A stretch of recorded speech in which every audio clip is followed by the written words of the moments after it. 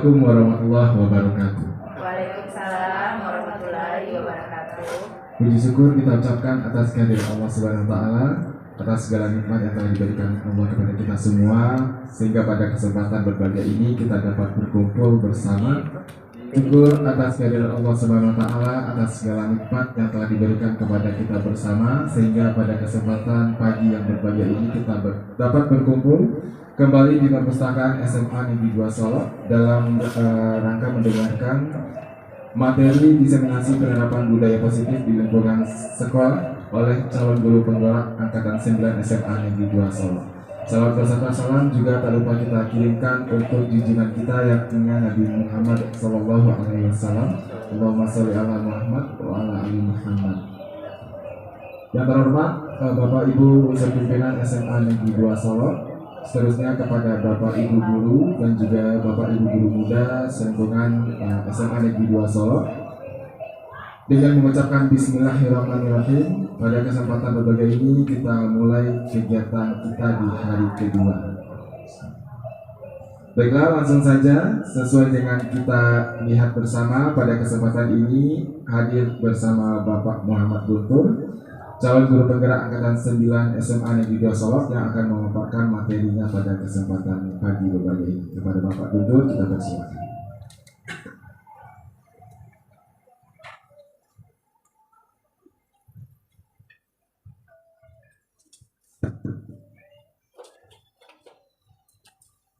Assalamualaikum warahmatullahi wabarakatuh. Waalaikumsalam warahmatullahi wabarakatuh. Alhamdulillahirrahmanirrahim. Puji syukur kepada Allah yang masih melimpahkan rahmat dan karunia-Nya kepada kita semua, sehingga kita dapat hadir di ruangan dalam rangka diseminasi penerapan budaya positif di lingkungan sekolah dalam arti nyata modul 104 bagi CGP angkatan 9.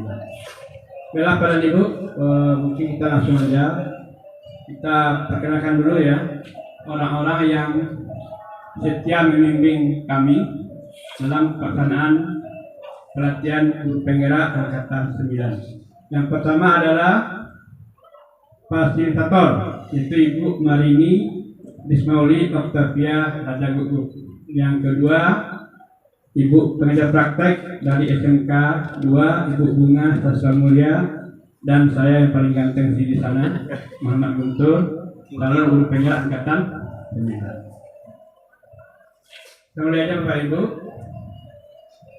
Nah ini, oke, sekarang kita ada sedikit permainan tentang perubahan paradigma. Di sini Bapak Ibu saya minta untuk menuliskan sesuatu yang berarti atau sesuatu yang sangat penting bagi Bapak Ibu. Boleh berupa nama, boleh berupa benda, boleh berupa apa saja terserah. Di belakang, pasti di belakang. Satu saja, Pak. Apa Bu? Satu saja. Ya, satu saja. Yang paling penting. Yang paling berharga. Menurut Bapak Ibu, apa yang paling penting menurut Bapak Ibu? Boleh berupa nama, boleh berupa benda, boleh berupa apa saja. Ya, nah, boleh berupa benda, boleh berupa apa saja. Tekan 2 kali. Oke, Bapak Ibu. Nah, satu yang cukup, satu yang paling berharga dalam diri Bapak Ibu. Boleh berupa tadi nama, boleh berupa benda, boleh berupa apa aja. Sudah? Nah, kalau sudah, Bapak Ibu lipat dan kepalkan di tangan sekuat-kuatnya.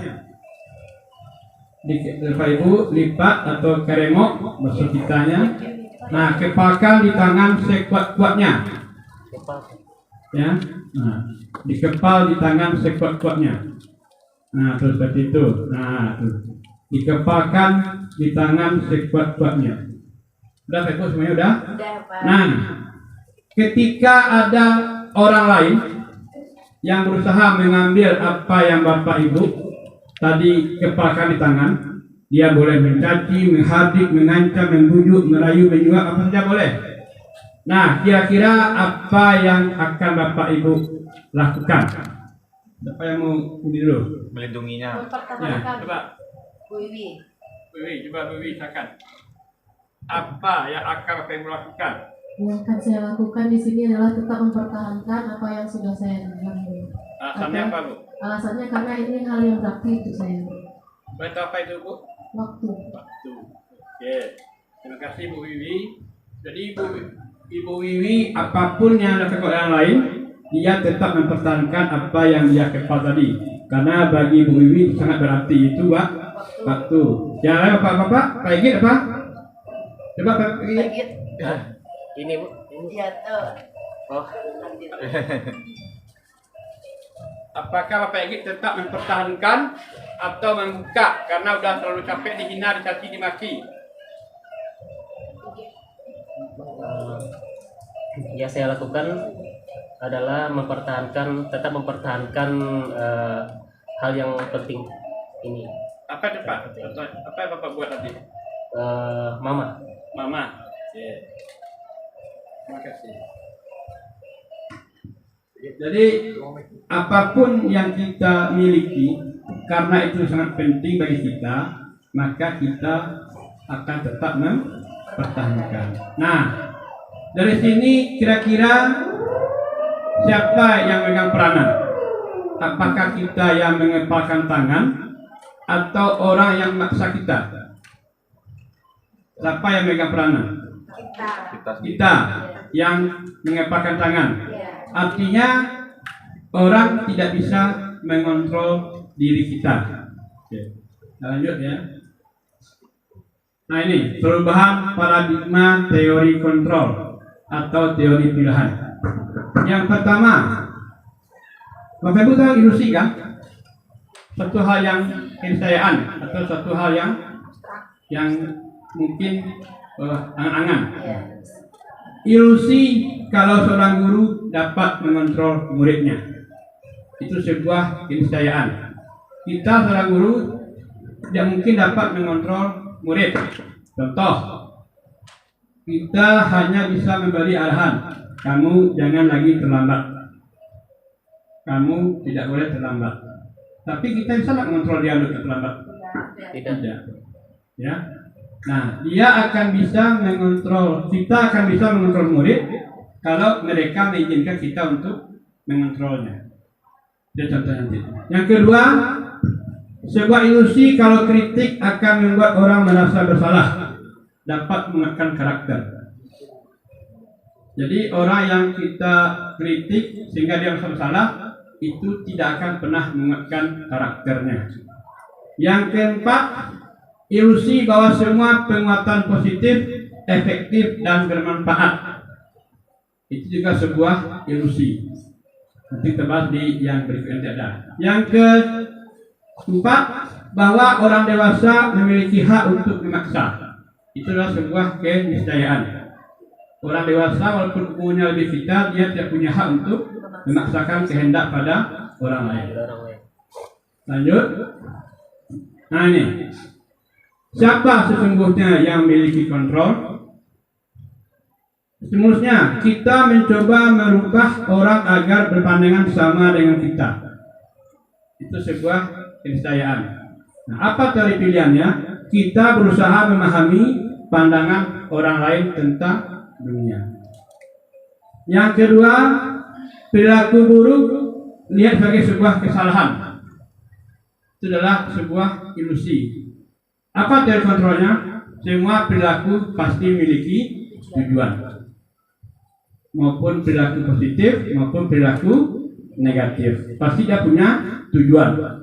Yang ketiga, orang lain bisa mengontrol saya. Itu juga sebuah keniscayaan, karena hanya Anda yang bisa mengontrol diri Anda sendiri. Yang keempat, saya bisa mengontrol orang lain. Ya, itu juga sebuah keniscayaan. Apa yang pilihannya? Anda tidak bisa mengontrol orang lain. Yang keempat, pemaksaan ada pada saat rujukan gagal. Kan selalu terjadi ya, kita bujuk-bujuk dia gagal terus paksa lagi. Nah, sama dengan kita dengan murid, mereka kita bujuk untuk tidak terlambat, tapi karena gagal maka kita adakan sebuah pemaksaan. Itu juga sebuah ilusi. Nah, apa pilihannya? Kolaborasi dan konsensus menciptakan pilihan-pilihan yang baru. Yang terakhir, model berpikir menang kalah. Itu sudah tidak digunakan lagi. Apa pilihannya? Model berpikir menang. Inilah perubahan paradigma tentang stimulus respon atau teori kontrol. Lanjut. Nah, ini sehubungan ya, keterkaitan antara materi. Pada modul 1.1 ada tentang filosofi pemikiran KHD, bahwa kita harus menuntun murid. Yang kedua, nilai dan peran guru penggerak. Yang ketiga, visi guru penggerak. Yang keempat adalah budaya positif. Nanti mereka saling berkaitan. Apa kaitannya? Nah, budaya positif dikaitkan dengan filosofi pemikiran KHD adalah dengan menjalankan budaya positif di sekolah, maka akan mempermudah dalam mencapai tujuan pendidikan nasional. Sesuai dengan filosofi KHD, yaitu apa? Pendidikan yang berpihak pada murid. Itu adalah filosofi pemikiran KHD, berpihak pada murid dan bersifat menuntun tumbuh kembangnya kekuatan kodrat yang ada pada murid. Jadi di sini guru dalam filosofi BKHD kita harus berpihak pada murid dan menuntun. Bapak paham menuntun? Apa beda dengan membimbing? Ada komentar? Apa beda membimbing dengan menuntun? Terima kasih Pak Yid. Tolong nih. Beda menuntun dengan membimbing.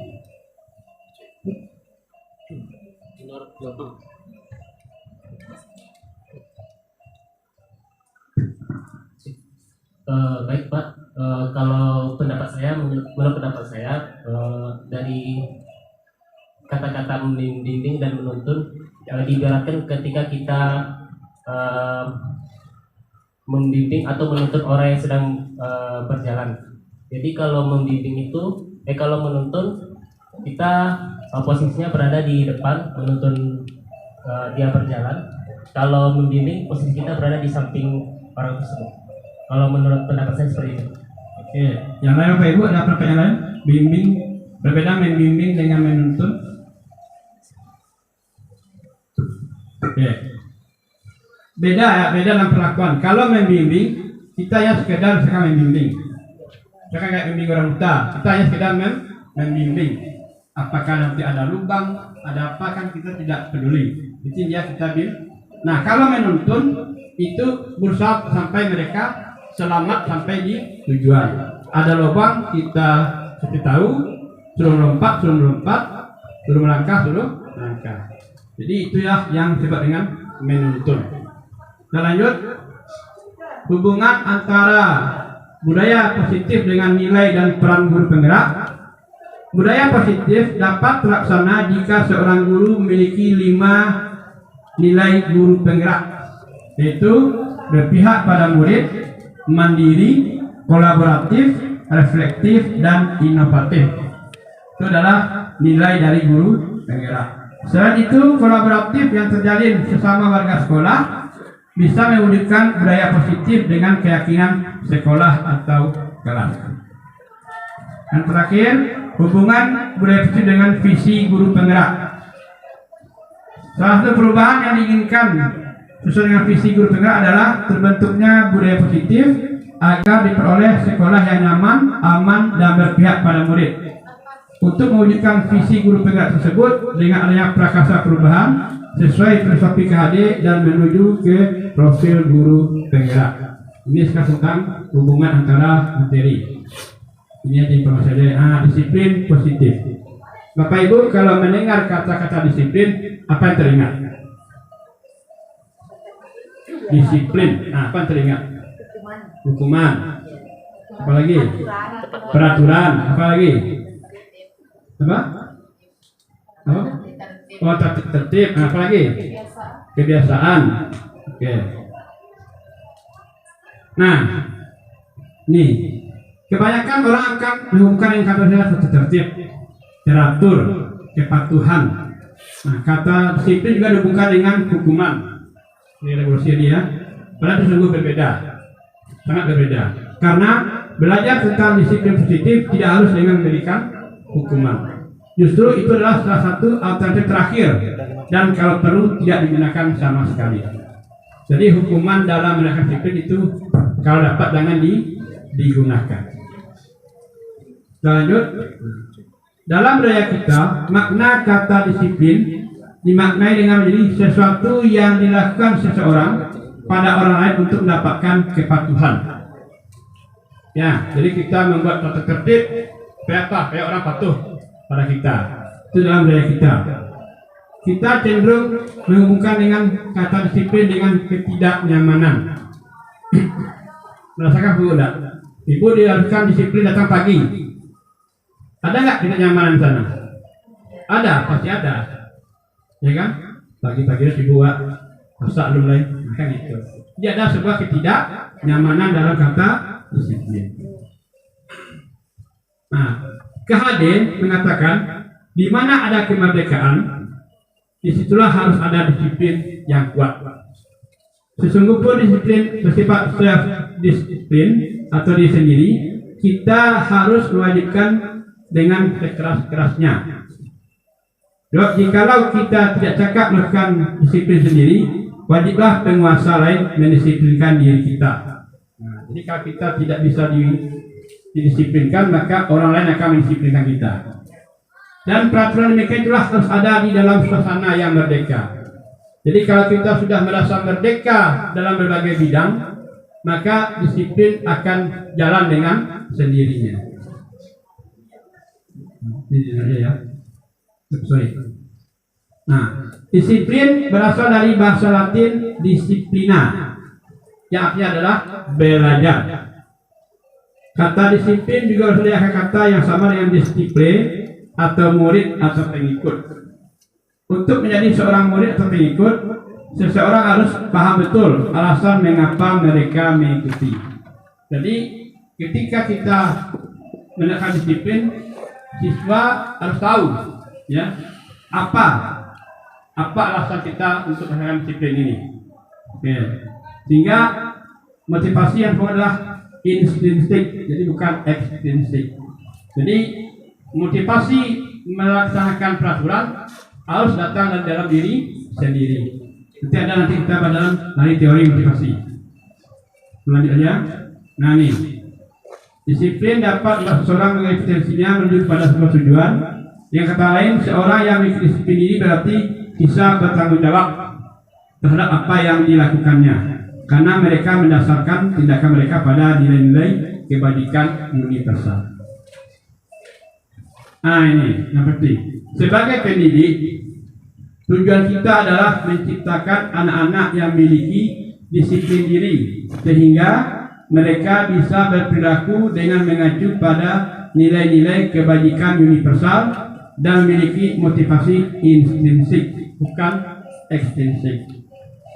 Jadi murid mematuhi tata tertib itu harus datang dari dalam diri sendiri, bukan karena faktor-faktor dari di luar. Apa yang di luar nanti dibahas pada teori motivasi. Ini baru apa aja sebenarnya. Nah ini beberapa contoh nilai kebajikan. Nilai-nilai kebajikan adalah nilai-nilai kebajikan yang disepakati bersama, lepas dari suku bangsa, agama, bahasa maupun latar belakangnya. Nilai-nilai ini merupakan payung besar dari sikap dan perilaku kita, atau nilai ini merupakan fondasi kita berperilaku. Nilai-nilai kebajikan adalah sifat positif manusia yang merupakan tujuan mulia yang ingin dicapai setiap oleh individu. Jadi inilah nilai kebajikan. Apa contohnya?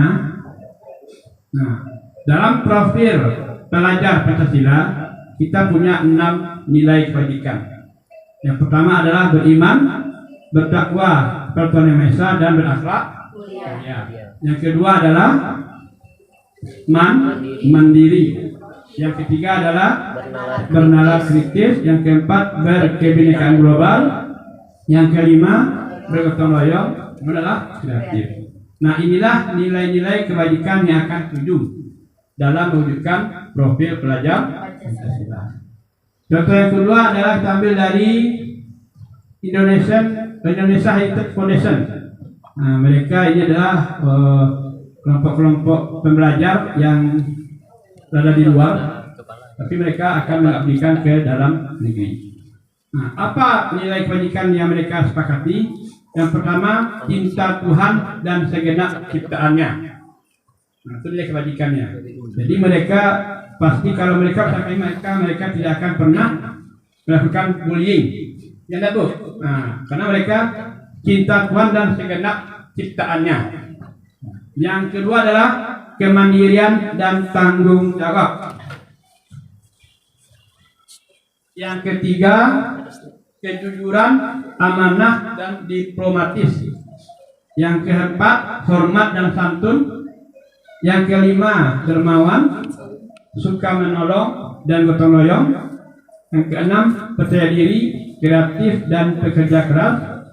Yang berikutnya, kepemimpinan dan keadilan, baik dan rendah hati, serta toleransi, kedamaian dan kesatuan. Ini contoh-contoh dari nilai kebajikan. Nah, ya gitu. Teori motivasi, hukuman dan penghargaan serta restitusi. Oke, Bapak Ibu datang ke sekolah tepat waktu, apa motivasinya? Nah, saya jawab.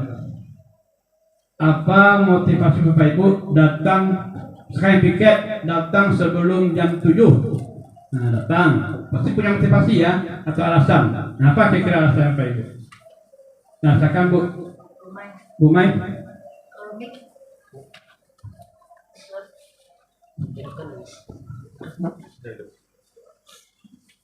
Baiklah.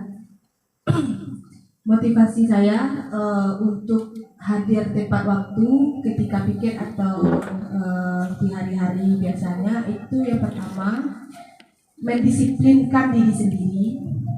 Yang kedua, ketika saya hadir tepat waktu, target pekerjaan saya pada hari itu bisa diselesaikan dengan baik. Mungkin demikian. Oke, terima kasih Bu Mai. Ada lagi yang lain? Yang berpendapat apa alasannya datang tepat waktu? Yang lain Bapak Ibu, ada yang berpendapat? Oke, silakan Bu Rosi.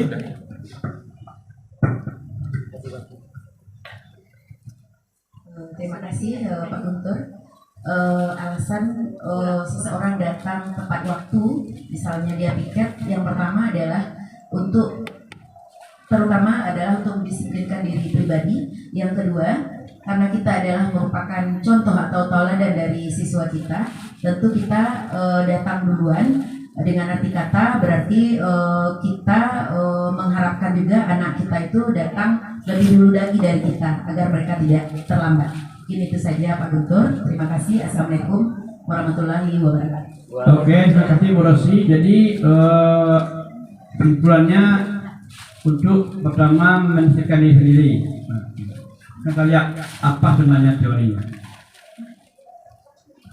Diane Gosen dalam bukunya Restructuring School Discipline menyatakan ada 3 motivasi perilaku manusia.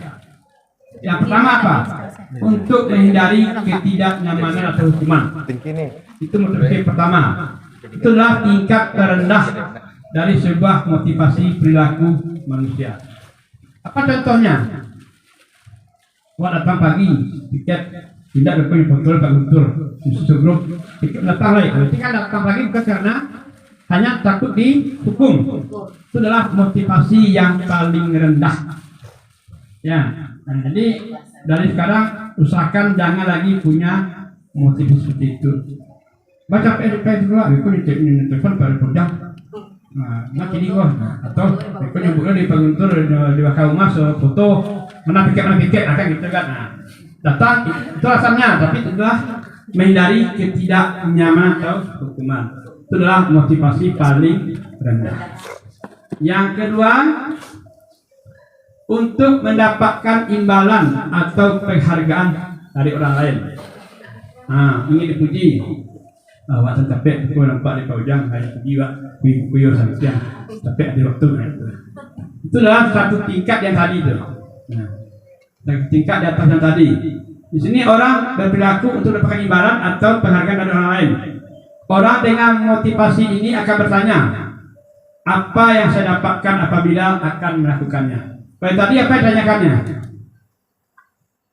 Mereka akan melakukan sesuatu karena nilai yang mereka yakini. Nah, mereka akan bertanya, apa yang akan terjadi bila saya tidak melakukannya? Pertanyaannya. Yang kedua, apa pertanyaannya? Apa yang saya dapatkan apabila saya melakukannya? Ibu pagi ada pek ya, penghargaan kah, reward kah, apakah gitu kan? Nah itu motivasi yang juga sebenarnya tidak dilakukan, mengharapkan imbalan. Yang terakhir, motivasi yang paling tinggi adalah untuk menjadi orang yang mereka inginkan dan menghargai diri sendiri dengan nilai yang mereka percaya. Orang dengan motivasi ini akan bertanya, akan menjadi orang apa saya bila melakukannya. Jadi jangan sendiri kejadian apa awak kalau awak disiplin gitu. Tadi yang pertama kan apa yang akan terjadi kalau saya melakukannya. Yang kedua, apa yang saya dapatkan kalau saya melakukannya. Yang ketiga, jadi apa saya kalau saya akan melakukannya. Inilah motivasi yang paling tinggi. Mereka melakukan sesuatu karena nilai mereka yakini dan mereka hargai, bukan karena ingin pujian, bukan karena ingin mendapatkan menghindari dari hukuman. Itu teori mengenai motivasi. Bapak Ibu yang tanyakan seperti ini mengenai teori motivasi. Jadi itu berlaku pada kita ya. Ya, jujur mungkin ini ada kita semua mengalami. Ya kan? Baik yang pertama, yang kedua, maupun yang ketiga. Tapi sebaiknya apapun yang kita lakukan, motivasinya harus dari dalam diri sendiri. Yang ketiga ini, kita yakin apa yang kita lakukan itu sesuai dengan nilai-nilai yang kita yakini. Nah ini, hukuman, konsekuensi, dan restitusi. Hukuman, konsekuensi. Apa beda Pak kira itu? Beda hukuman dengan konsekuensi. Coba tekan Bu Mai. Apa bedanya hukuman dengan konsekuensi? Kalau hukuman itu sesuatu yang diciptakan oleh seseorang untuk mendisiplinkan, adalah aturan-aturannya gitu, aturan-aturan yang diciptakan untuk mendisiplinkan atau apa tujuannya untuk mengubah tingkah laku seseorang gitu.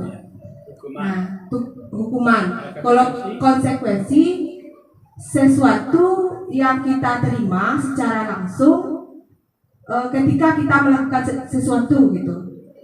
Nah, hal yang kita terima ketika kita melakukan sesuatu itu konsekuensi. Kalau hukuman itu diciptakan untuk mengubah tingkah laku. Apa contoh hukuman Bu? Hukuman contohnya seperti tadi yang Pak Guntur. Hukuman itu ada dua ya, ada hukuman tertulis dan ada hukuman yang tidak tertulis.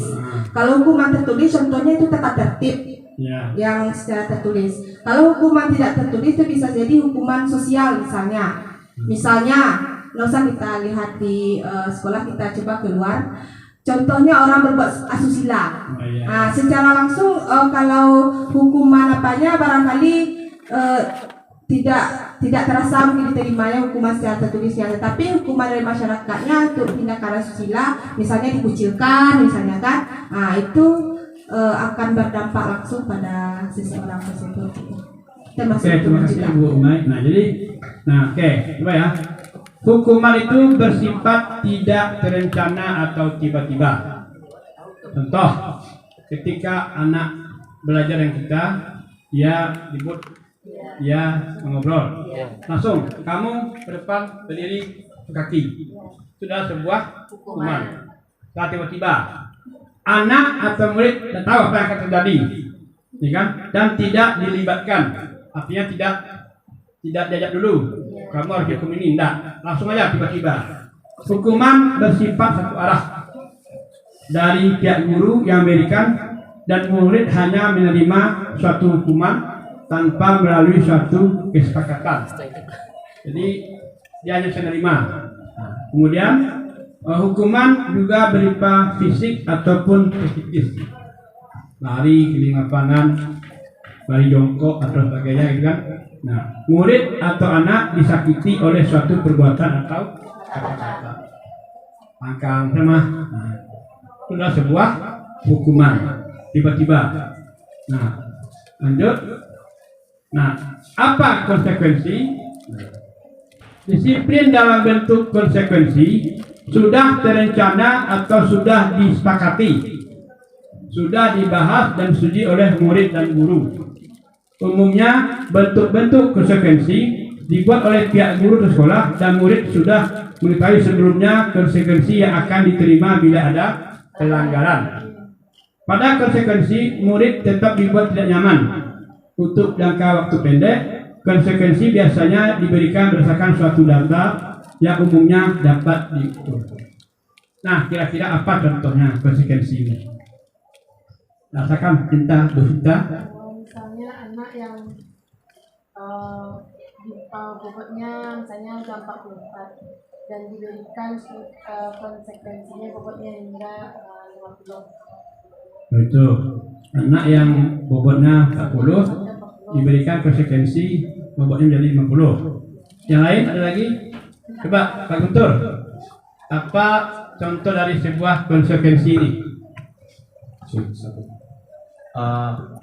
Konsekuensi ini tidak selalu yang negatif, tapi konsekuensi ini bisa juga berpeluang positif. Misalnya Allah menyuruh kita sholat. Apabila kita tidak sholat, maka kita akan masuk neraka. Konsekuensinya adalah masuk neraka. Dan apabila kita sholat, maka konsekuensinya adalah masuk surga. Oke, terima kasih Pak Guntur. Oke, Bu Mai, silakan. Apa contoh dari sebuah konsekuensi? Contohnya ketika kita di kelas itu kita membuat dulu kesepakatan kelas. Jadi ketika kesepakatan kelas itu dibuat berdasarkan dari aspirasi dari anak-anak kita. Misalnya tingkatan ini apa konsekuensinya. Jadi mereka nanti akan menjalani apa konsekuensi dari yang mereka lakukan tersebut gitu. Contohnya itu kesepakatan kelas. Oke, jadi Bapak Ibu, kasih Bu Mai, Pak Guntur, Bu Cinta. Jadi itu adalah konsekuensi itu adalah adanya kesepakatan. Nah, itu beda dengan hukuman. Kalau hukuman itu kan satu arah dari guru ke murid, murid tidak bisa berbuat apa-apa, hanya bisa patuh. Tapi kalau konsekuensi, kita sepakat begini. Kita sepakat kalau kalian belajar dengan Bapak diberi waktu terlambat paling lama ke WC 10 menit. Nah, kalau kalian lebih dari itu, maka nanti kalian tidak akan dibolehkan 1 jam untuk belajar. Nah, itu konsekuensi. Kita siswa tahu, guru pun tahu. Nah, tiba-tiba. Jadi kalau ketika mereka melanggar yang kita sepakat itu, maka mereka akan mendapatkan konsekuensinya apa tadi? Di luar belajar selama 1 jam. Tapi jam kedua baru boleh masuk lagi. Tapi tetap aja mereka tidak akan nyaman.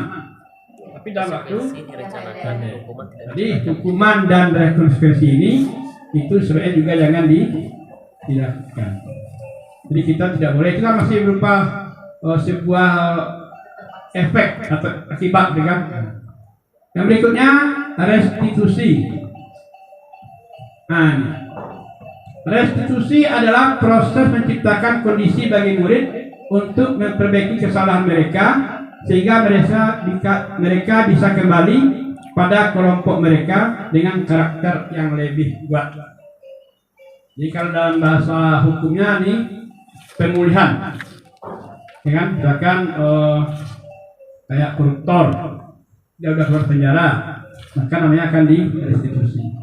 Dia sudah, jadi hak-haknya kembali pulih, hak politiknya, hak apanya gitu kan. Nah, itu namanya adalah restitusi kalau dalam bidang hukum.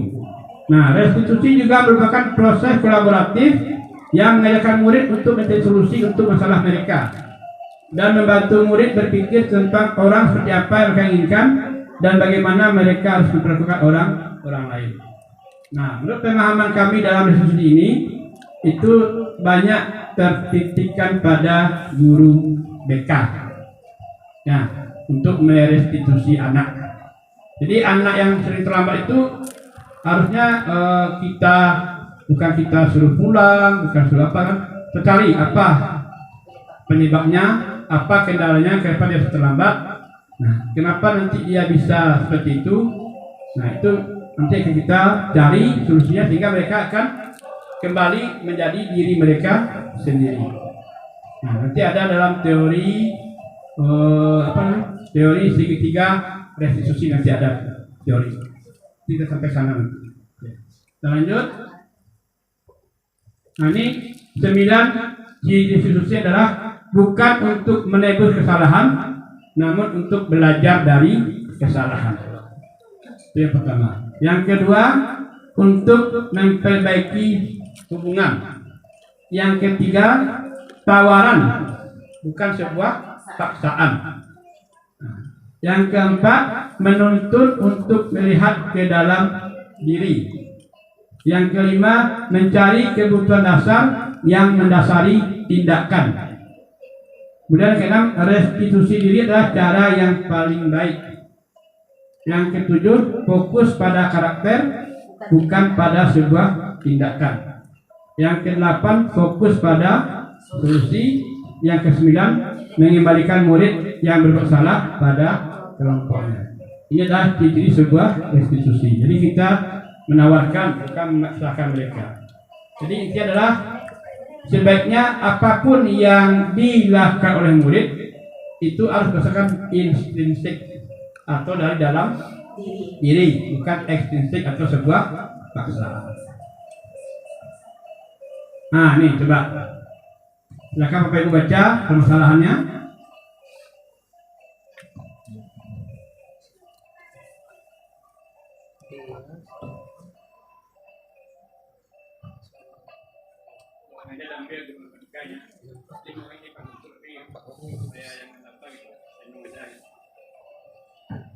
Pak Ibu? Nampak kok. Nampak kok.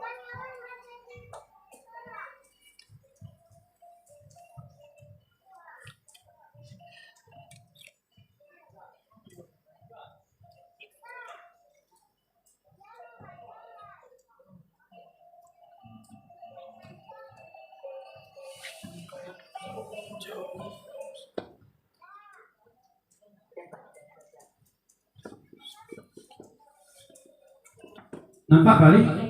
Nah, belum baca Ibu? Sudah, Pak. Tanyanya, apakah Anda setuju dengan tindakan Pak Seno Rifa? Tidak. Mengapa? Menurut Anda tindakan Pak Seno Rifa adalah sebuah hukuman atau konsekuensi? Mengapa? Apa saya jawab? Hukuman. Apa yang saya jawab? Oke, silakan Bu Rosi. Itu kan. Ya itu tekan nama.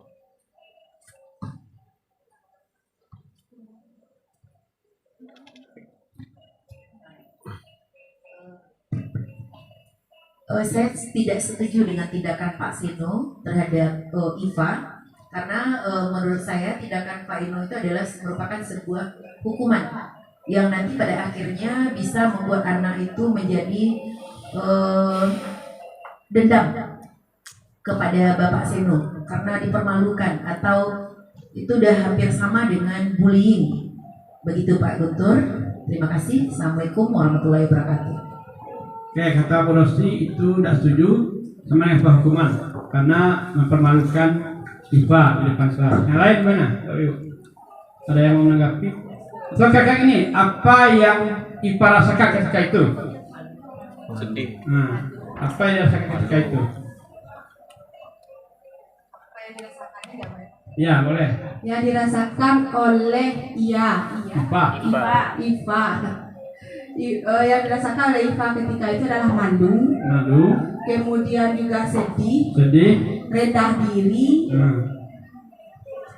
dan perasaan negatif lainnya. Dan saya tidak setuju dengan tindakan dari Pak Seno karena itu adalah tindakan yang menghukum anak secara psikisnya. Gitu. Jadi itu benar kata Bu Rosi tadi, itu adalah termasuk dari tindakan bullying yang akan berdampak pada buruknya kondisi psikis pada si anak. Terima kasih. Jadi Bapak Ibu, simpulnya adalah sebuah hukuman itu menimbulkan efek yang dalam bagi seorang murid. Artinya dia akan menimbulkan sebuah dendam. Ada yang tadi Bapak Ibu tentang hukuman, konsekuensi dan restitusi? Jadi hukuman itu adalah bersifat psikis, tiba-tiba satu arah. Kalau konsekuensi ada yang kesepakatan, tapi walaupun seperti itu tetap tidak boleh dilaksanakan. Nah, lanjut. Ini lagi, dihukum oleh penghargaan. Bapak Ibu mungkin merasa memberikan sebuah penghargaan itu adalah sebuah kebanggaan, tapi nyatanya itu tidak. Sebuah penghargaan itu akan menimbulkan efek yang baik. Nah, di sini ada materi yang adalah dihukum oleh sebuah penghargaan. Nah, apa maksudnya tuh dihukum oleh sebuah penghargaan? Nah, lihat ya. Nah, saat kita berulang kali menyanyikan hadiah kepada anak-anak agar berperilaku bertanggung jawab, atau kepada seorang murid agar mempelajari sesuatu yang baru, atau kepada seorang karyawan agar melakukan pekerjaannya yang berkualitas, kita sedang berasumsi mereka tidak dapat melakukannya, atau mereka tidak akan memilih untuk melakukannya. Jadi ketika kita menjanjikan kamu kalau juara nanti Bapak kasih hadiah, itu sebenarnya kita berasumsi mereka tidak akan mampu untuk melakukannya, karena kita mengiming-imingi mereka. Jadi begini, kita belajar naik motor, nah kan kasih tahu sama bapak kita loh, kamu nanti kalau bisa naik motor apa boleh udah baru cek. Nah yang penting kan secara kita kan tidak, mereka tidak akan dapat melakukannya tanpa seperti itu. Nah, jadi asumsi kita udah ini dulu, udah negatif, nggak bisa itu, makanya diiming-imingi. Nah itu adalah sesuatu yang sering kita lakukan, betul tidak Bapak Ibu? Kita kan memotivasi kata kita tuh, tapi sebenarnya itu kita tidak yakin mereka akan bisa atau mereka akan memilih untuk melakukannya. Tuh, yang berikutnya, nah Alficon wawancara dengan annual conference Maret mengungkapkan baik penghargaan maupun hukuman adalah cara-cara mengontrol perilaku seseorang yang menghancurkan potensi untuk pembelajaran yang sesungguhnya. Itu kata Alficon. Nah, kata saya ya, kata Alficon. Menurut Con, secara ideal tindakan belajar itu adalah penghargaan yang sesungguhnya. Con selanjutnya juga melakukan beberapa pernyataan dari hasil pengamatannya selama ini tentang tindakan memberikan penghargaan yang nilainya sama dengan menghukum seseorang. Jadi penghargaan yang kita berikan itu artinya kita sama dengan menghukum dia. Apa itu kata Con? Pengaruh jangka pendek dan jangka panjang. Coba lihat. Penghargaan efektif jika kita menginginkan seseorang melakukan sesuatu yang kita inginkan dalam waktu jangka pendek. Yang kedua, jika kita menggunakan penghargaan lagi dan lagi, maka orang tersebut akan bergantung pada penghargaan yang diberikan serta kehilangan motivasi dari dalam. Paham Ibu? Jadi ketika ini penghargaan, ini sekarang oke dah penghargaan, jangka pendek. Besok pegang lagi, kedepannya dia tidak akan mau. mengerjakan kalau tidak lagi diberi sebuah penghargaan. Saya sudah membuktikan sendiri. Tahun-tahun yang dulu, saya adalah orang yang paling cepat mengumpulkan perangkat dengan nilai, hingga diberi reward. Tapi ketika rewardnya udah nggak ada lagi, evaluasi nggak ada lagi dana, saya nggak evaluasi lagi, nggak mengumpulkan paling cepat, ya nilai paling lambat. Nah itu kan berarti udah kehilangan motivasi dari dalam. Nah kembali ke motivasi tadi, apa maksud saya? Untuk mengharapkan sebuah penghargaan. Yang ketiga, jika kita mendapatkan penghargaan untuk melakukan sesuatu yang baik, maka selain kita senantiasa berharap mendapatkan penghargaan lagi, kita pun tidak menjadi tindakan baik yang kita lakukan. Jadi karena kita berharap tentang penghargaan, sehingga kita tidak tahu kalau kita sudah melakukan sebuah yang baik. Tidak sadar karena kita sudah melakukan sesuatu yang baik, karena kita hanya melakukan sebuah penghargaan. Tidak tahu apa kebaikan tidak, karena kita hanya melakukan sebuah penghargaan. Itu mengenai penghargaan jangka pendek dan jangka panjang. Penghargaan tidak efektif. Nah ini, sebuah penghargaan adalah suatu benda atau peristiwa yang diinginkan yang dibuat dengan persyaratan. Hanya jika ada usaha ini, maka Anda akan mendapatkan yang diinginkan. Kalau mereka dapat penghargaan itu, ya kan? Nah, kalau mereka dapat penghargaan itu. Jadi kalau mereka dapat tidak, tapi tidak. Berarti kan itu membuat kita untuk apa tuh kira? Membuat apa kita tuh? Kalau seperti itu penghargaannya. Jadi kita hanya berbuat ketika mendapatkan penghargaan. Yang kedua, jika saya mengharapkan suatu penghargaan dan tidak mendapatkannya, maka saya akan kecewa dan berkecil hati. Nah, awaklah pandai membuatku tak dapat kecewa. Serta kemungkinan lain kali saya tidak akan lagi berusaha untuk menyelesaikannya. Walau sungking kan membuatku tapi penghargaan loh. Kurang dapat. Kedepannya kita akan kecewa dan tidak akan mau berbuat lagi seperti yang pertama tadi. Itu kalian usaha oleh dapat. Kan itu. Tuh penghargaan. Yang ketiga, jika kita memberikan seseorang suatu penghargaan untuk melakukan sesuatu, maka kita harus terus-menerus memberikan penghargaan itu jika kita ingin orang tersebut meneruskan perilaku yang kita inginkan. Paham maksudnya itu? Paham? Kalau kita misalkan kayak tadi nih saya, kalau pihak pimpinan mau saya terus-menerus mendapatkan mengumpulkan paling cepat, maka saya harus terus beri sebuah penghargaan. Kan berarti kan sudah sesuatu yang tidak baik lagi, ya kan? Yang keempat, orang yang berusaha berhenti merokok atau orang yang berusaha diet, menguruskan badan, bila diberikan penghargaan hampir pasti tidak berhasil. Betul tak tuh? Ya. Nah, jadi kamu kalau berhenti merokok saya kasih ini, pasti tidak akan berhasil. Karena dia tidak dari motivasi intrinsik. Nah, lanjut. Penghargaan merusak hubungan. Balok kok penghargaan merusak hubungan. Baik ya. Ketika seseorang diberi penghargaan atau dipuji di depan orang banyak, maka yang lain akan merasa iri. Dan sebagian dari mereka tidak akan menyukai orang yang diberikan penghargaan tersebut. Ya. Nah. Contoh sekarang ini kayak yang dapat juara gitu kan, pasti yang ranking pasti akan iri pada mereka yang selalu mendapatkan juara.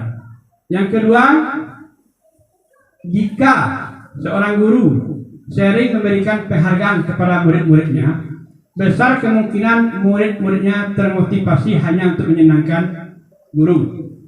Mereka tidak akan bersikap jujur kepada guru tersebut. Jadi dia ingin dipuji oleh guru, maka dia hanya untuk menyenangkan hati guru. Dia tidak jujur. Contoh ini, selama ini anak ini rajin membuat tugas rajin, mengumpulkan PR rajin, ya kan? Nah, ketika suatu hari mereka tidak mengumpulkan PR dan karena dia dipuji terus oleh gurunya, dia akan merasa pandai. Kalau sudah aku berain untuk kawat dan ada pujian, dia rasa dia mencontek punya teman. Itu contohnya. Ya, jadi pokoknya bahasa caranya penyot harus pujian terus tanpa tahu dari mana asalnya, penting dia karena dia terbiasa dapat pujian. Jadi ketika mereka senantiasa takut dapat pujian, maka dia melakukan hal-hal yang tidak baik. Yang ketiga, penghargaan menciptakan persaingan dalam kelas dan persaingan menciptakan kecemasan. Nah, betul lah Bapak Ibu. Ya, jadi ketika kita bersaing dengan itu, kita akan seperti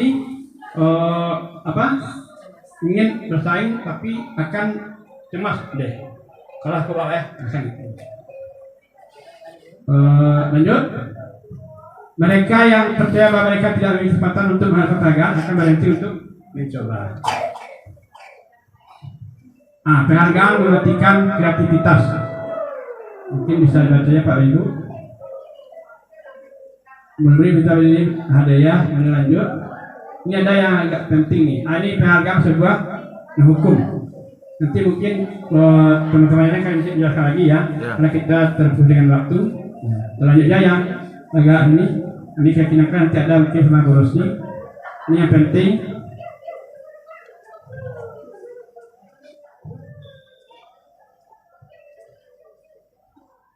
Untuk asal manusia. Ini 5 posisi kontrol guru yang harus kita pahami, ya. Nah, apa itu 5 posisi kontrol? Nah, pertama adalah penghukum, ya. Itu ada 5. Pertama adalah penghukum. Apa itu penghukum? Apa cirinya? Nada suara tinggi, bahasa tubuh, mata melotot, dan jari menunjuk-nunjuk atau menghardik. Itu kalau sebagai penghukum. Nah, apa akibatnya? Kemungkinan murid menjadi marah dan mendendam atau bersifat agresif. Jadi sesudah kembali duduk, murid akan mencoret bukunya atau menulisnya. Lebih buruk lagi, sekolah murid lihat motor atau mobil bagi guru dan menggores dengan paku. Itu efek dari sebuah tindakan penghukum. Nah, apa contohnya? Nanti coba cari videonya ya. Posisi penghukum.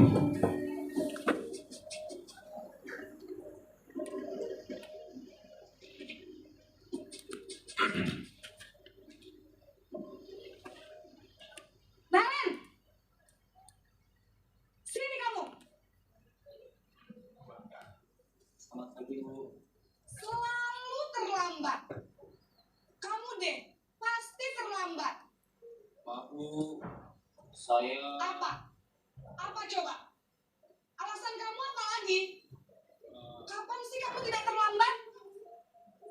Malas sekali ya kamu jadi anak. saya Dasar pemalas. Gak kapok-kapok sih kamu. Sudah berapa kali terlambat? Sana, kamu keliling lapangan basket 2 kali. kenapa saya harus ke lapangan basket, Bu? Kenapa?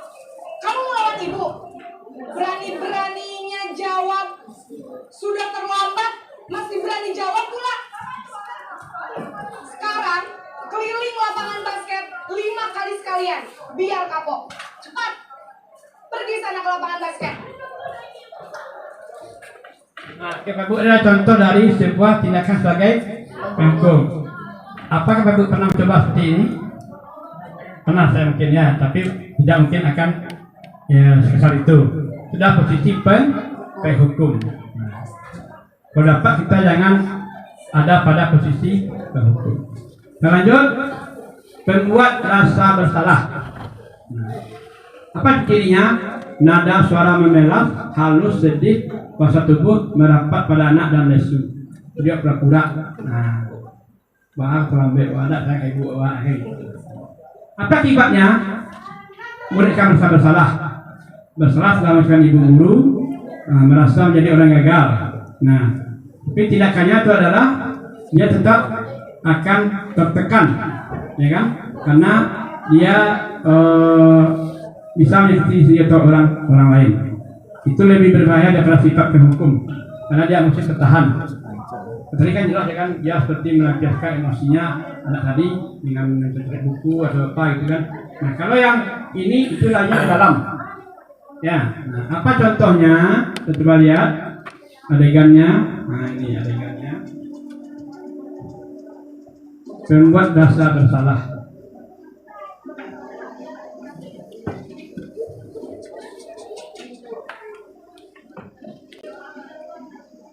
Naren,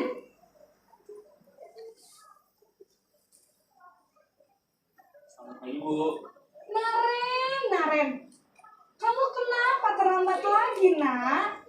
Ya Tuhan, Naren, kamu senang ya bikin ibu susah ya?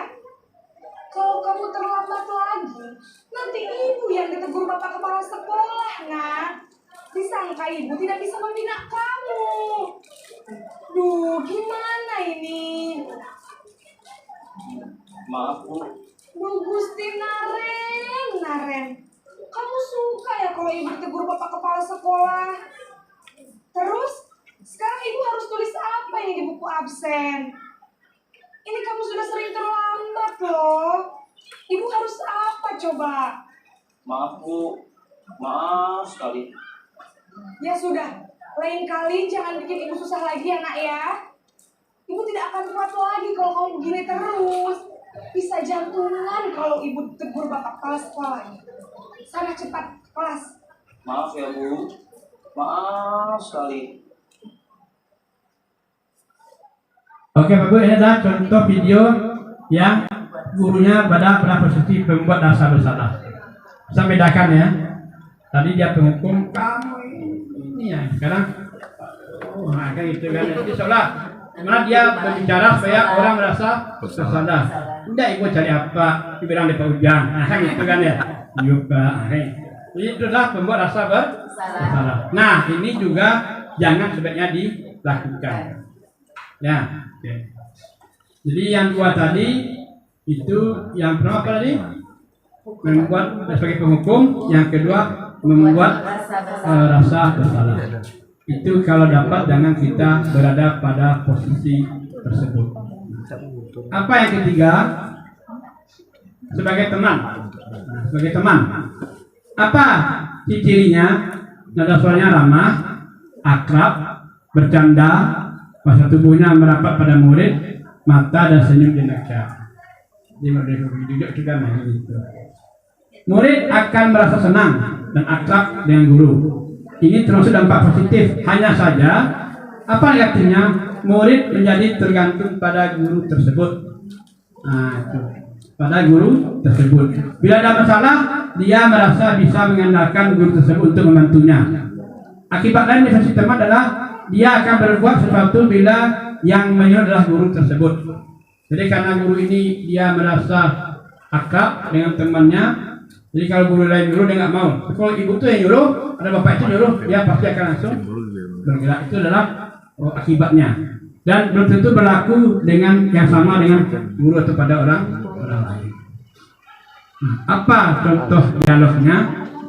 Nah, kita lihat.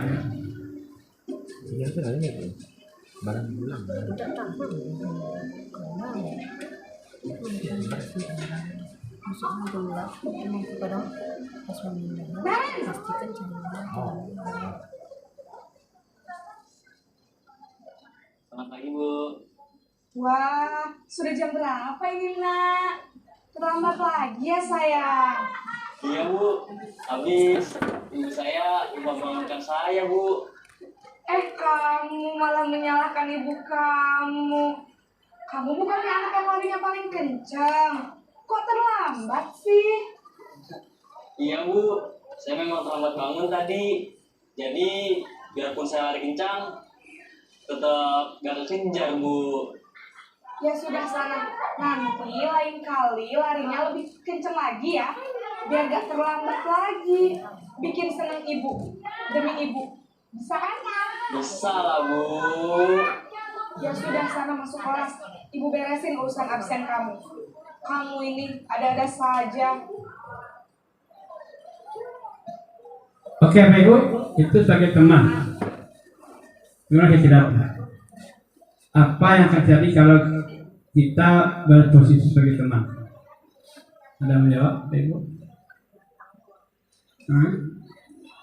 Jadi ibu ini juga manipulatif ya.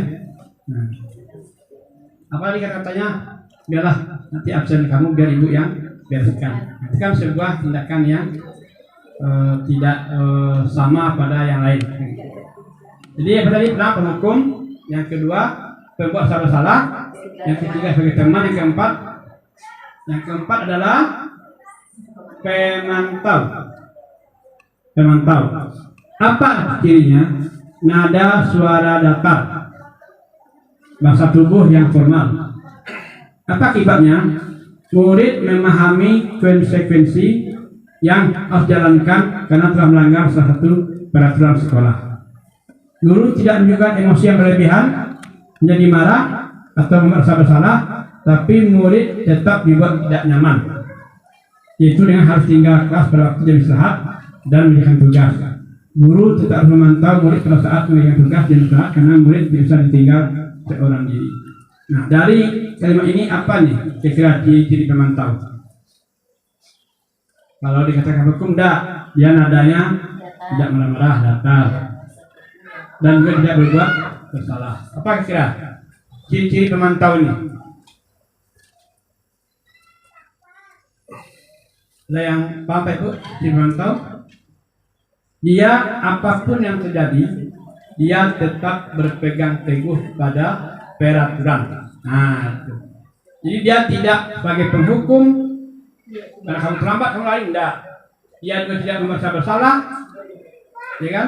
Nah, dia juga tidak berteman. Jadi teman kan bebas tuh. Bisa kamu dari ibu yang menanggung kan itu. Nah, untuk yang pemantau ini, dia satu cirinya adalah dia tetap berpegang teguh pada peraturan.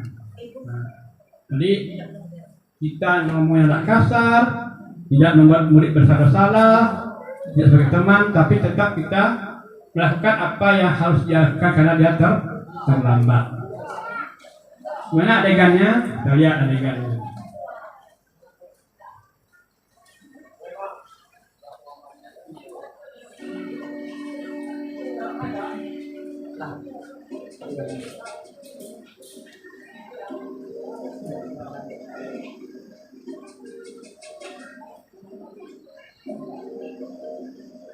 Naren!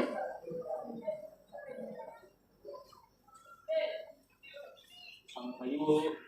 Naren, apa peraturan sekolah kita tentang jam berapa kita harus masuk sekolah, nak? Kita harus di sekolah jam 7, Bu. Iya, betul. Sekarang sudah jam 7.20. Naren sudah tahu konsekuensinya jika terlambat hadir. Paham, Bu. Saya harus tinggal kelas pas jam istirahat selama 20 menit. Iya, benar. Konsekuensinya demikian. Jadi nanti jam 9.30 pas istirahat, kamu harus tinggal di kelas, kerjakan tugas tambahan untuk ketertinggalan kamu, ya? Baik, Bu.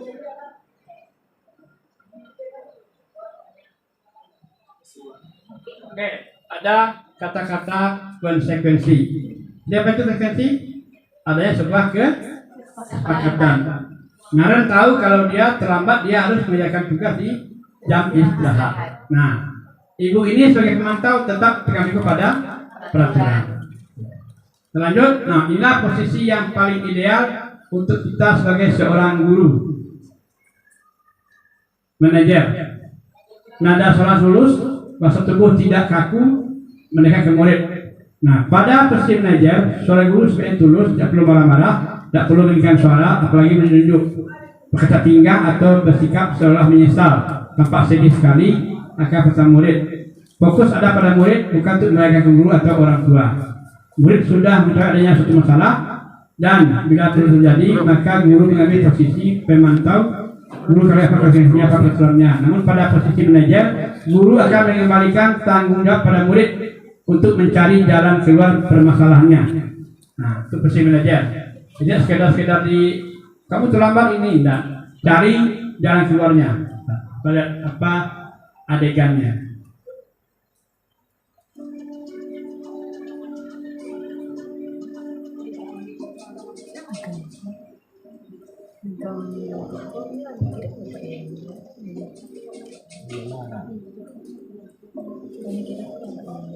Naren,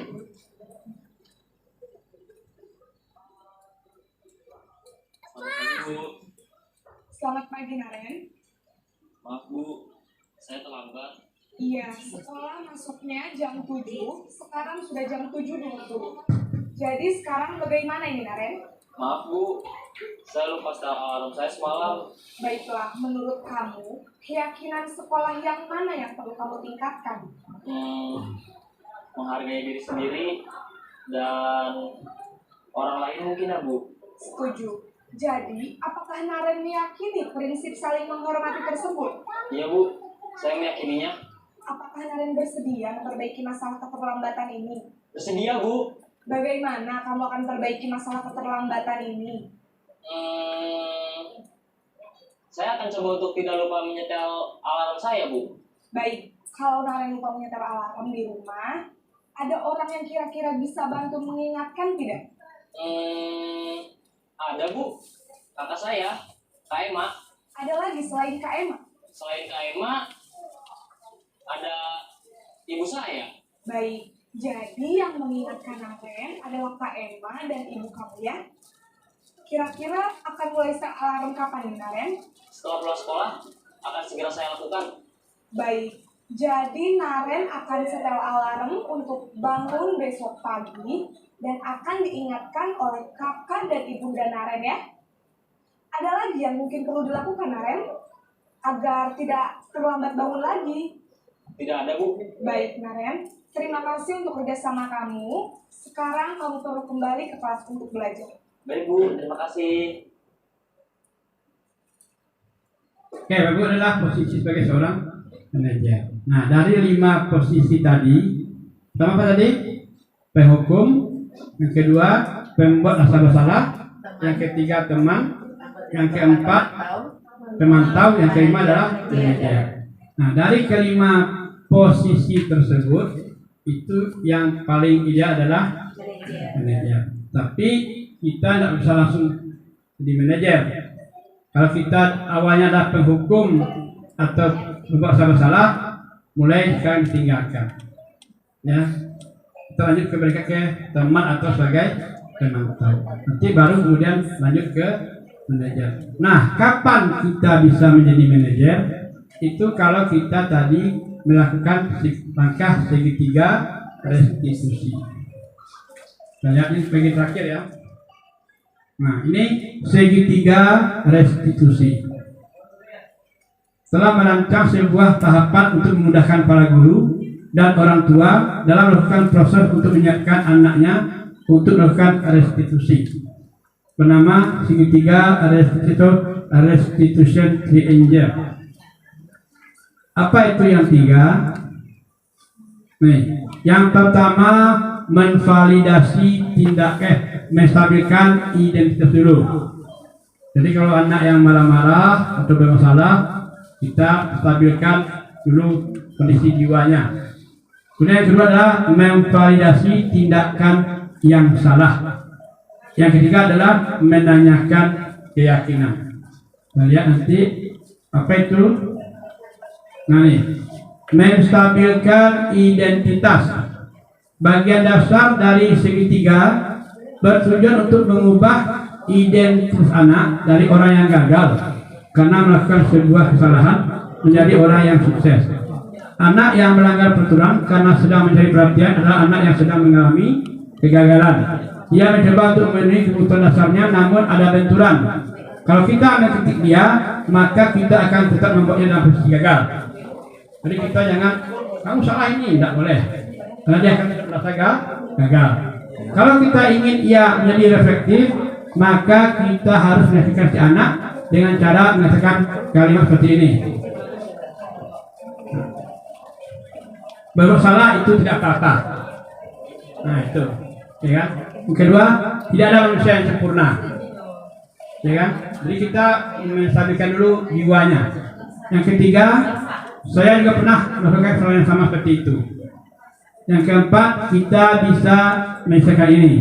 Yang kelima, Bapak Ibu jangan tarik mencari siapa yang salah, tapi Bapak Ibu ingin mencari solusi dari permasalahan ini. Kamu berhak merasa begitu. Yang kedua, apakah kamu sedang menjadi teman yang baik buat dirimu sendiri? Ini kalimat-kalimat yang kita gunakan untuk menstabilkan identitas. Contoh sang ini, ada anak yang marah kepada temannya karena sering contek. Ada yang ngamuk, kita stabilkan. Langsung, kamu kenapa ngamuk? Kamu enggak seperti itu. Apa yang kamu lakukan tadi? Saya marah apa karena ini? Itu wajar kamu marah. Apapun kalau dalam posisi itu pasti juga marah. Karena kita capek-capek membuat, tapi dia hanya tinggal mencerca. Jadi kita nggak langsung mencerca dia karena dia mencerca temannya gitu kan. Nah, kita sadarkan, kita tenangkan, kita diamkan jiwanya dulu. Tenangkan jiwanya. Nah, setelah itu baru kita lakukan validasi tindakan yang salah. Nah, apa kalimatnya? Nah, padahal kamu bisa bukan yang lebih dari ini. Kamu pasti punya alasan. Nah, jadi nanti setelah kita ya stabil, bertanya, pasti kamu punya alasan seperti itu. Kenapa seperti itu lakukannya? Ya Pak, karena saya gini, gitu. Jadi kita lakukan tindakan yang memvalidasi tindakan yang salah. Kamu patut bangga pada diri sendiri karena kamu telah melindungi sesuatu yang penting buatmu. Yang keempat, kamu boleh mempertahankan sikap itu, tapi kamu harus menambahkan sikap yang baru. Nanti videonya mungkin sampaikan pada penampilan yang lain gitu ya. Nah, ini yang kedua. Yang ketiga, menanyakan keyakinan. Nah, setelah dia kita tenangkan, nah kita pada mana yang salah, baru kita lakukan keyakinannya.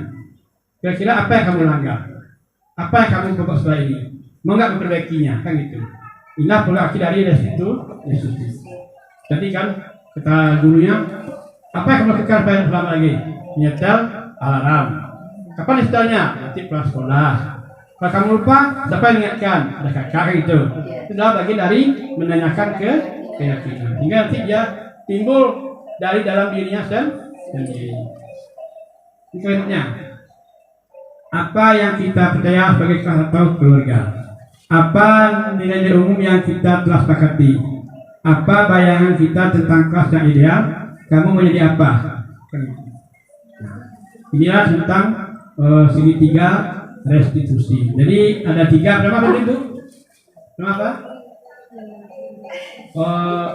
Apa? Menstabilkan, artinya awak menenangkan jiwanya. Itu kan bercakap lokal lah, ngamuk, sampai meja, buat pagi. Kita tenangkan dulu. Apa yang kamu lakukan tadi? Saya marah Pak sama ini. Kenapa? Apa kamu marah? Karena dia menentangnya saya. Nah, maksud kita ini, kamu boleh seperti sikapnya. Bapak pun kalau di posisi kamu akan seperti itu. Dia langsung, Bapak cepat mejanya. Kayak gitu. Jadi stabilkan dulu, tenangkan jiwanya, baru kita cari apa kesalahannya. Nah, ya kan? Pasti kamu punya alasan seperti itu. Nah, kan gitu.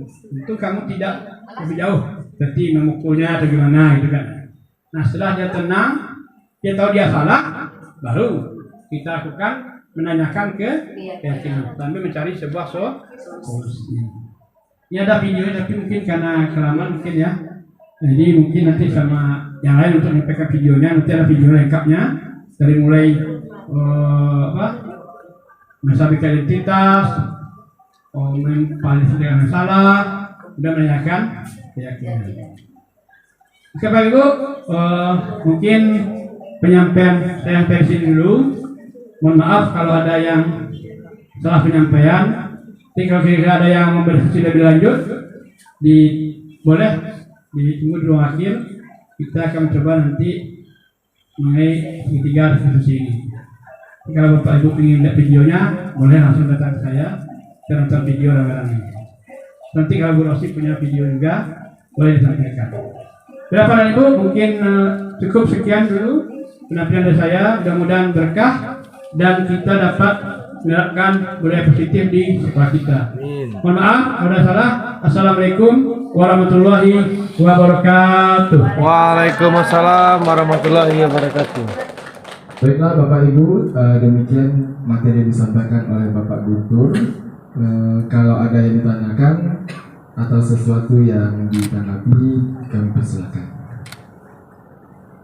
Oke, silakan Bu Lucy.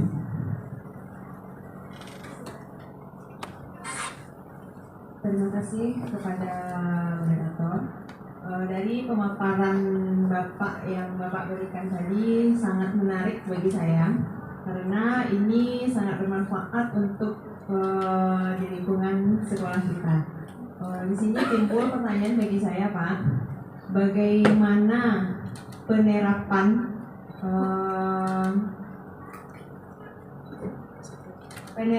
positif budaya positif di lingkungan sekolah kita yang baiknya kalau menurut Bapak.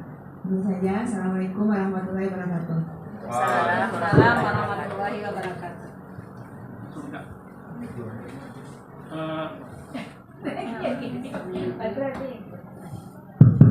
Baiklah Bapak Ibu, terima kasih Bu Lucy pertanyaannya. Jadi dalam menerapkan budaya positif di sekolah kita, pertama itu kita harus memberi dulu pemahaman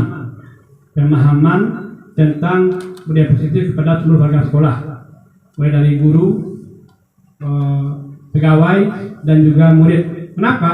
Karena dalam penerapan budaya positif itu kita melibatkan semuanya di dalamnya. Contoh, murid kita libatkan dalam membuat keyakinan kelas, dan guru kita libatkan dalam mencari atau memenuhi kebutuhan dasar murid dan juga pada segitiga restitusi. Yang pertama, memberi pemahaman kepada seluruh unsur yang ada di sekolah. Yang kedua, kita menjalani kolaborasi, karena dalam penerapan budaya ini kita tidak akan bisa berjalan sendiri. Kita misalkan kayak unsur pimpinan atau guru-guru BK atau guru lain sudah bermaksimal mungkin untuk penerapan, tetapi pada yang lain itu mereka seperti acuh tak acuh, cuek saja. Nah, itu tidak akan bisa membuat budaya positif bisa diterapkan di sekolah. Yang ketiga, kita harus punya komitmen bersama bahwa kita betul-betul akan menerapkan budaya positif di sekolah kita agar bisa terwujudnya filosofi KHD tentang pembelajaran yang berpihak pada murid dan menuntun murid sesuai dengan kodratnya. Mungkin demikian Bu Lucy, apakah sudah cukup atau masih tanyakan lagi? Silakan.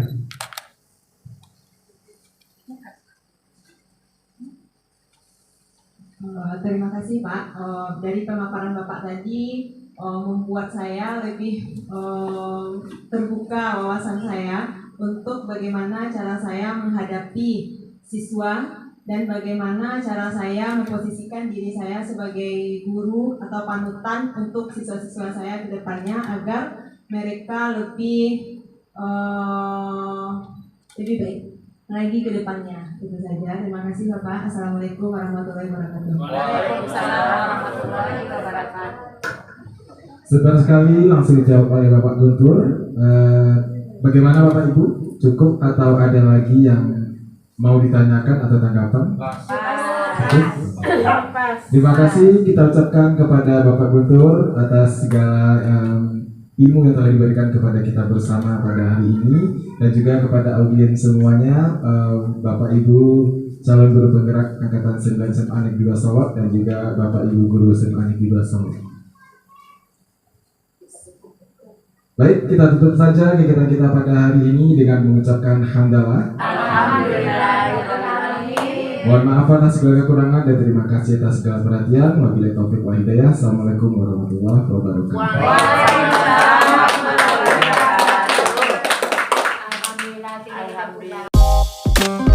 Bismillahirrahmanirrahim. Assalamualaikum warahmatullahi wabarakatuh. Perkenalkan, nama saya Ujang Saifi, SPD MPD, Kepala Sekolah SMA Negeri 2 Solo, Sumatera Barat. Pada kesempatan ini, saya mengapresiasi terhadap guru-guru SMA Negeri 2 Kota Solo yang telah mengikuti program calon guru penggerak angkatan 9 ini. Pada kesempatan ini saya mengapresiasi tentang budaya positif, di mana kita selaku institusi pendidikan memang selalu harus berpikir kepada hal-hal yang positif. Pada kesempatan ini kelima, calon guru penggerak SMA Negeri 2 Kota Solo membahas tentang budaya positif. Artinya apa? Setelah mengikuti apa yang telah dipaparkan oleh para calon guru penggerak dari SMA Negeri 2 Kota Solo dan termasuk dari teman-teman yang telah menjadi guru pengajar praktek dan guru penggerak yang ada di Kota Solo, di SMA Negeri 2 Kota Solo, maka saya berkeyakinan bahwa dengan adanya para guru-guru penggerak yang memiliki sifat-sifat ataupun budaya positif, ini akan membawa kebaikan kepada para siswa kita. Karena dengan kita memiliki budaya positif, kita sadar bahwa murid adalah butuh ataupun perlu bantuan dari guru-guru kita. Karena pada hakikatnya kita adalah untuk memfasilitasi bahwa bagaimana para siswa kita bisa tumbuh dan berkembang sesuai dengan potensi yang mereka miliki.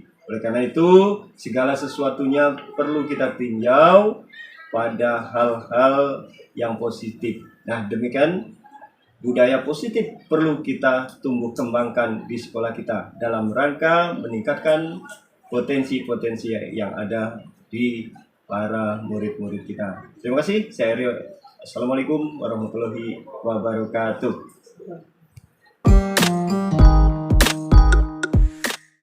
Assalamualaikum warahmatullahi wabarakatuh. Saya Humaira Azizatur Rahimah, guru BK SMA Negeri 2 Kota Solo, telah mengikuti diseminasi dari Bapak Muhammad Guntur SPD, yang itu di mana kemarin menjelaskan tentang penerapan budaya positif dalam mengatasi permasalahan-permasalahan yang dialami oleh peserta didik. Melalui kegiatan diseminasi tersebut, sekarang saya menyadari bahwa metode yang saya gunakan kemarin itu masih belum tepat gitu. Jadi kemarin saya masih menggunakan metode yang itu membuat siswa merasa bersalah dan juga membuat siswa merasa tertekan dan merasa dendam terhadap saya, karena saya sendiri menggunakan metode menghukum terhadap siswa.